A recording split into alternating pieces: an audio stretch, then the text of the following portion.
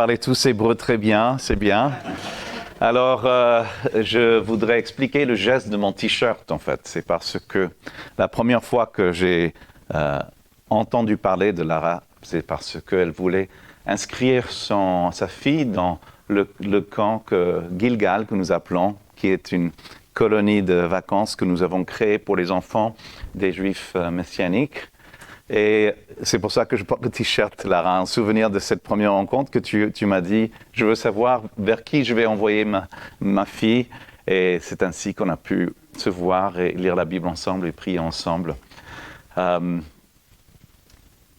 Shalom, c'est ce mot qui manque tellement, n'est-ce pas, dans notre société, dans nos cœurs et dans le cœur de tout à chacun.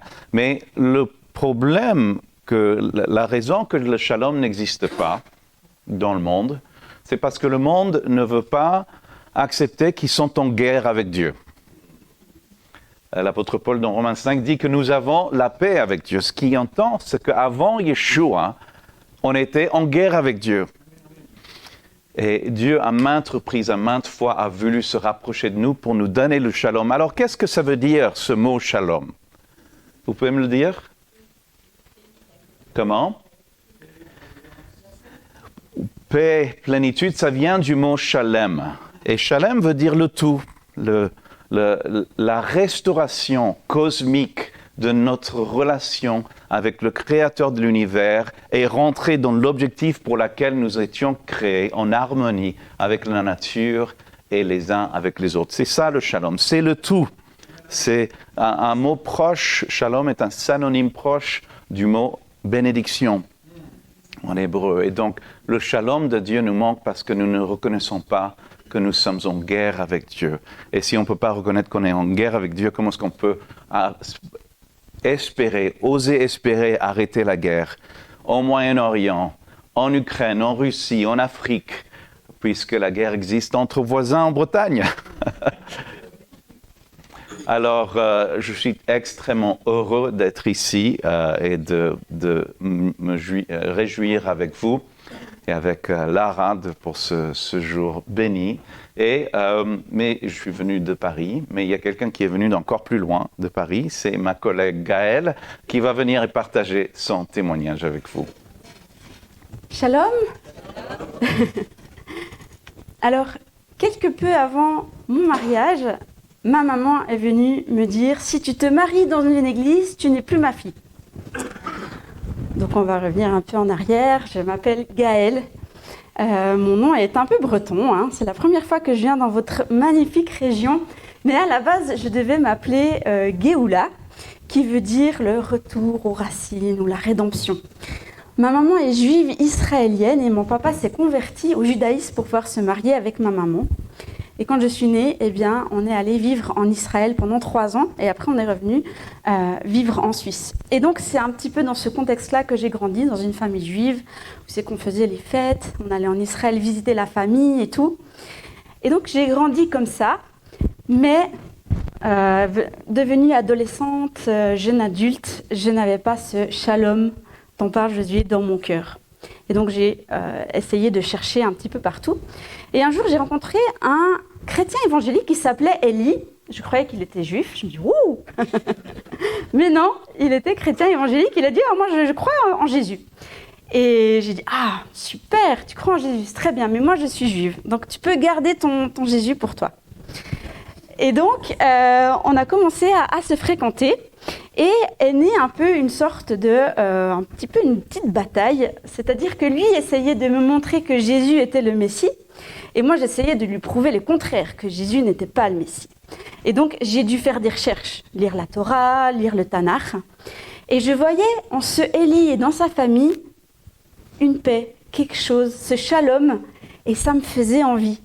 Mais en même temps, moi, juive, je ne pouvais pas croire en Jésus. Je croyais que Jésus était blond, allemand, antisémite. Je me suis dit, non, mais c'est pas possible. Si je crois en Jésus, je vais trahir ma famille. C'est pas possible. Donc ça ne peut pas être lui le Messie. Et donc j'ai dû faire des recherches et tout. Et j'ai dû aussi m'intéresser au christianisme. la première fois que je suis entrée dans une église évangélique, j'ai vu cette croix, j'ai dit, mon Dieu, qu'est-ce que je fais là? Je ne sais pas ma place. J'étais horrifiée, j'étais pétrifiée, j'ai dit, mais il faut que je sorte. Et c'est peu après que j'ai lu La croix est un scandale pour les Juifs. Et j'ai aussi amené mon copain à l'époque, Élie, à écouter le rabbin. Par exemple, une fois, on est allé écouter sur la fête de Yom Kippour, l'histoire avec les deux boucs. Je me suis dit, je vais essayer de le convertir au judaïsme, là. Ça va être super intéressant. Et c'était très intéressant. Et alors, du coup, on est sortis de là. Et je dis, alors, il a fait, c'était génial. J'ai dit, yes, c'est bon, il va se convertir et tout. Il a dit, ce que le rabbin a expliqué sur les deux boucs, c'est exactement ce que Jésus a fait. Je me suis dit, non. Donc, j'ai essayé de persévérer. Et je me suis dit, non, mais il faut quand même que je lise le Nouveau Testament. Pour que je lui montre, regarde comme c'est antisémite et tout. Et donc, j'ai commencé à lire l'évangile de Matthieu. Et là, je regarde la généalogie. Je me dis, wow, Jésus, fils de David, né en Israël, qui est juif. Jamais on m'avait dit que Jésus était juif. Jamais. Et tout ce qu'il a cité la Torah, il a cité le Tanakh. C'était incroyablement juif. Et je ne le savais pas. C'est ça que j'ai découvert. Et toutes ces paroles, bénissez vos ennemis, pardonnez, ça m'a touchée. Et quand il est allé mourir à la croix, je me suis dit, mais c'est incroyable cet amour sacrificiel. Et après, j'ai relu Ésaïe 53 que j'avais déjà lu avant, puis c'est là que j'ai dit, mais c'est incroyable, c'est une prophétie. Et petit à petit, mon cœur s'est ouvert. J'ai dit, non mais Élie, je ne peux pas croire en Jésus. Les Juifs ne croient pas en Jésus. Il a dit, non, regarde, j'ai été sur Internet et j'ai trouvé Juif pour Jésus. Et donc, on a pris rendez-vous très loin de chez nous. On a fait 1h30 de route pour rencontrer Josué Turnil, il y a 20 ans. Et j'ai pu lui poser des questions. Mais comment ça se fait que Dieu peut se faire homme? Dans le judaïsme, c'est pas possible. Puis comment Dieu peut être 3? Notre prière, c'est, écoute Israël, notre Dieu est 1. Comment il peut être 3? Et donc, il a pu répondre à toutes mes questions. Et je me suis dit, waouh, ça c'est un vrai juif qui croit en Jésus. Donc je me suis dit, c'est possible. Et c'est là que j'ai fait cette prière. Jésus, Yeshua, si tu es le Messie, rentre dans mon cœur. Et c'est là que les problèmes ont commencé.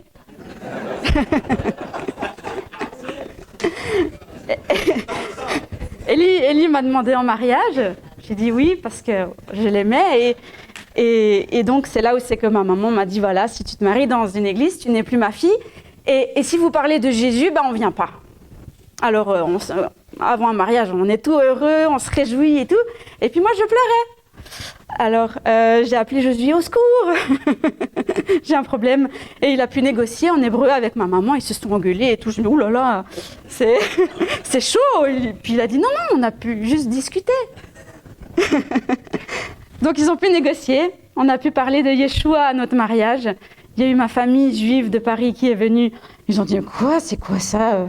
Ils croient en Jésus, les juifs, c'est pas possible. La même chose que moi avant. Et donc, voilà, on a eu 3 beaux garçons. Voilà, c'était mon histoire. Et aujourd'hui, je suis à Juifs pour Jésus et je suis la directrice du camp Gilgal où c'est que, il y a Tiferet qui vient dans ce camp. Et je suis très heureuse de pouvoir accompagner des enfants juifs à Yeshua. Voilà que Juifs pour Jésus, ce sont des Juifs convaincus que Jésus est le Messie. Et l'objectif de Juifs pour Jésus, c'est de poursuivre sans relâche le plan de Dieu pour le salut du monde. Quel est ce plan de Dieu pour le salut du monde? J'aimerais juste vous lire un passage de la Bible.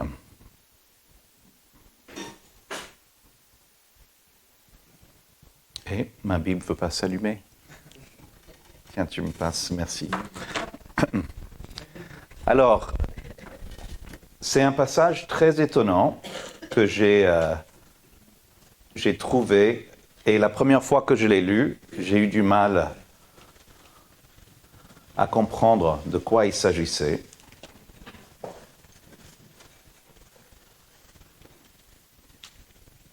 C'est Ésaïe 19.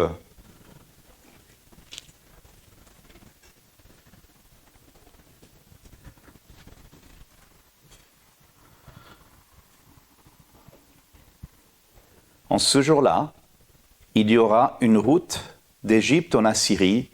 Les Assyriens iront en Égypte et les Égyptiens en Assyrie, et les Égyptiens serviront avec les Assyriens. Alors quand j'ai lu ce passage, j'étais un peu scotché parce que, si vous connaissez la géographie, la Syrie est au... Premièrement, la Syrie, c'est l'une des pires ennemis d'Israël. Je ne sais pas si vous vous rappelez de l'histoire de Jonas, a été envoyé à Ninive, c'était la capitale d'Assyrie, et Jonas a fui dans l'autre direction tellement que les Assyriens s'acharnaient et faisaient des massacres en Israël. C'était nos pires ennemis, c'était un peu comme les nazis de l'époque, ils détestaient les Juifs. Les Égyptiens sont le peuple qui nous ont mis en esclavage. Donc ces deux ennemis pires d'Israël, il y a une autoroute du nord-ouest d'Israël au sud, oui c'est ça, au sud-est d'Israël. Cette autoroute doit forcément passer par Israël. Qu'est-ce que ça veut dire une autoroute qui part de la Syrie à l'Égypte? Ça veut dire pas de frontières, ça veut dire pas de douane, ça veut dire commerce, ça veut dire voisinage, ça veut dire communication, ça veut dire fraternité, ça veut dire shalom. Et comment est-ce que ça passe? Ça passe uniquement par Yeshua. Et c'est ça le plan de Dieu que Juif pour Jésus suit. On veut vivre le jour, on verra cette autoroute que nous sommes en train de construire, une pierre à la fois, une Lara à la fois. Parce que pour y arriver, il faut arriver par les eaux de baptême. Ces eaux de baptême ont baptisé Israël quand ils ont fui l'Égypte pour la terre promise. Mais c'était un baptême d'eau, mais aussi de feu. Il y avait le feu. Et malheureusement, le baptême a été utilisé comme une forcing pour les Juifs au fil de l'histoire. Tes ancêtres, comme les miens, certains ont dû mourir au lieu d'accepter ce baptême, parce que c'était une conversion de force. Mais aujourd'hui, nous ne sommes pas dans la conversion de force, mais nous sommes dans l'obéissance au commandement que Yeshua nous a donné de nous faire baptiser en son nom. Ce baptême qui est profondément biblique, qui vient à l'origine d'un mikvé. Et quel est ce mikvé? C'est quelque chose qu'on faisait avant les grandes fêtes juives, avant de se présenter au temple. C'était de s'immerger dans l'eau. Et quel était cet acte symbolique? C'était l'acte de reconnaître qu'on n'est pas propre devant Dieu, qu'on ne le mérite pas. Et donc cet acte de baptême, tout comme l'acte de baptême d'Israël quand il est passé de l'Égypte vers la terre promise, que tu vas faire aujourd'hui, est un acte qui dit « Seigneur, j'ai besoin de toi et je viens à toi en obéissance ». Et donc voilà, et ce plan de Dieu aussi passe par les frères et sœurs en Christ qui ne sont pas juifs. Cette autoroute va être construite par vous aussi, parce que l'Éternel vous appelle à vous à rendre Israël jaloux, comme vous le faites sur cette chaîne YouTube, comme vous le faites en accueillant une juive qui rentre dans une église et dit « Je suis juive ». Et tu as dit « Mais Jésus aussi, merci mon frère, merci d'avoir dit ça. C'est la parole qu'il fallait. » Donc, Juif pour Jésus est très heureux de passer cette journée avec vous et aussi de se réjouir que nous sommes collaborateurs ensemble, co-ouvriers dans ce grand projet que de construire cette autoroute qui va partir de la Syrie jusqu'en Égypte. Shalom. Shalom. Shalom Bibroma. Shalom Aleinu. Ve'al kol Israel. Imru Amen. Oseh Shalom Bibroma. Shalom Aleinu ve'al kol Israel ve'imru Amen.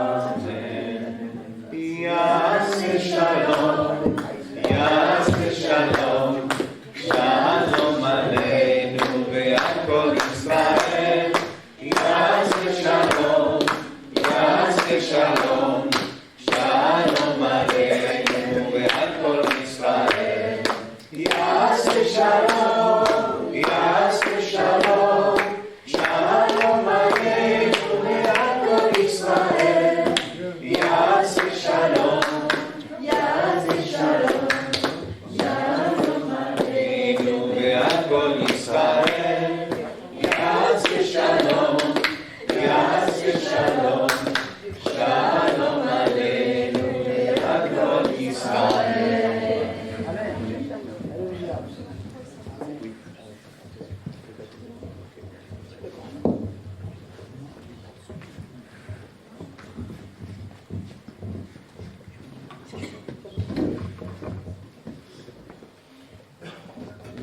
Philippe, tu peux venir et m'aider? Oui. Donc, pour prier pour le pain, aussi. On va demander à Étienne de venir aussi.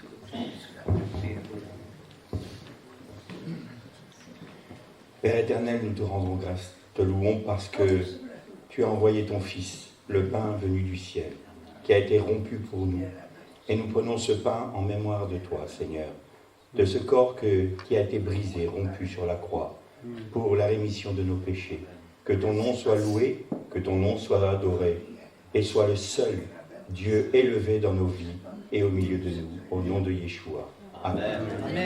Baruch ata Adonai Eloheinu melech haolam hamotzi lechem min haaretz. Béni sois-tu, Éternel, notre Dieu, roi de l'univers, qui a tiré le pain de la terre. Amen. Amen.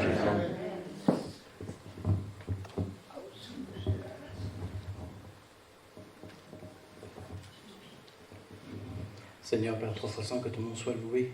Ton nom, Seigneur, est béni, Seigneur.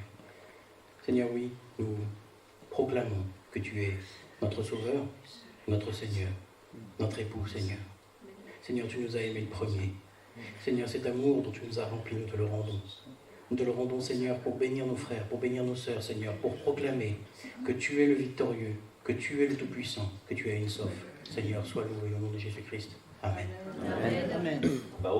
Baruch ata Adonai Eloheinu melech haolam boré priya gefen. Béni sois-tu, Éternel, notre Dieu, roi de l'univers, qui a créé le fruit de la vigne. Amen.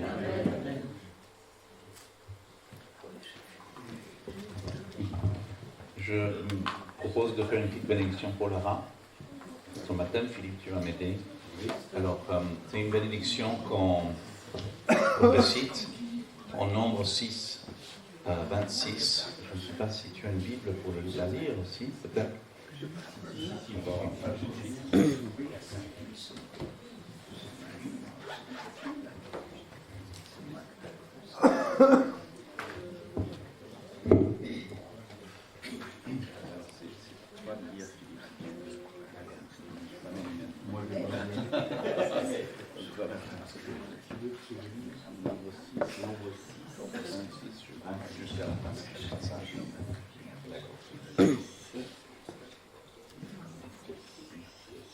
Et jusqu'à la fin de... jusqu'au bout. L'autorité de celui 6, pardon. 26, voilà, c'est ça. Ah oui, c'est